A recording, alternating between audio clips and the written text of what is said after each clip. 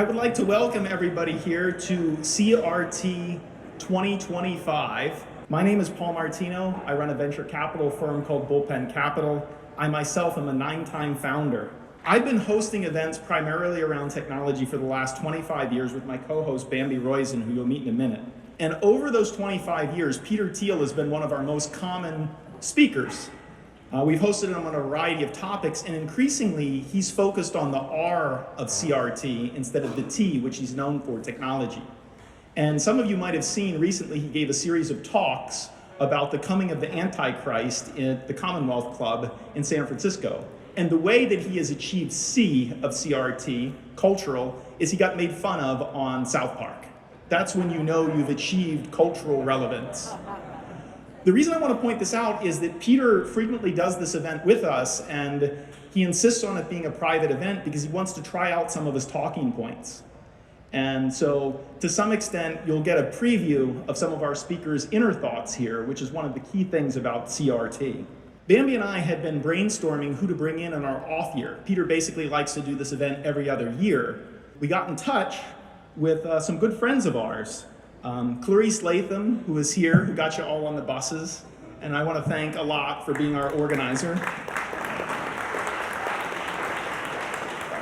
She reached out to Justin Strife at Turning Point USA and said, "You think Charlie'd be interested in doing this event? You know, Peter did it last year." And we were in some detailed conversations back and forth. Could we do it the 22nd? Could we do it the 23rd? There was an issue with if we could do it the day that he was available.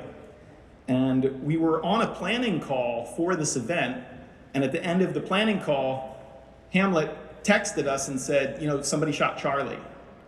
And I think you guys all know what happened next.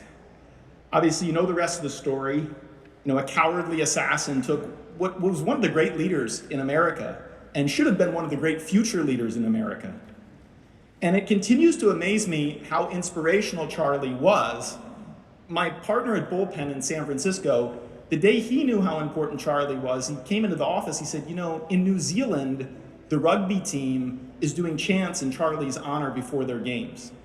Now, New Zealand's pretty far away from United States politics, but his assassination resonated all the way to that part of the world. So we had a minor problem. We figured our event was up in smoke. We didn't have our keynote speaker. And then something amazing happened. Devin Nunez got in contact with us through a good friend, John, who you're going to meet soon, who's going to interview him. And he said, you know what, I'm going to do it. As a matter of fact, we all got to do this. We actually have to do this event now, and we have to do this event in Charlie's honor. And 4 weeks ago, we thought maybe if we're lucky, we'll get 100 people by the pool. We ended up with 300 people in the ballroom, and we probably had another 300 people who tried to get into this event. And one of the people I do want to thank is Mike McCoy from Turning Point USA here, who is going to be helping lead Turning Point in its next chapter, probably an uncharted chapter, but certainly the one that we're on now.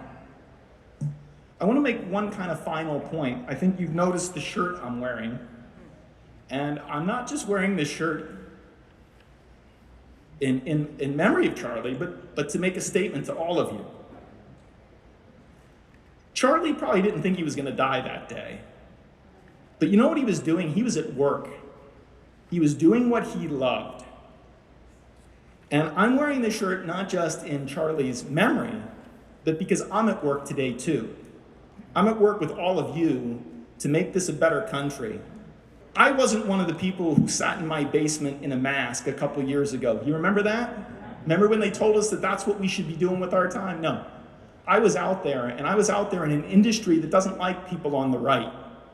And so I'm wearing this shirt to make sure that the country understands who I am and what I stand for. And quite frankly, if this is the last shirt I ever put on today, so be it.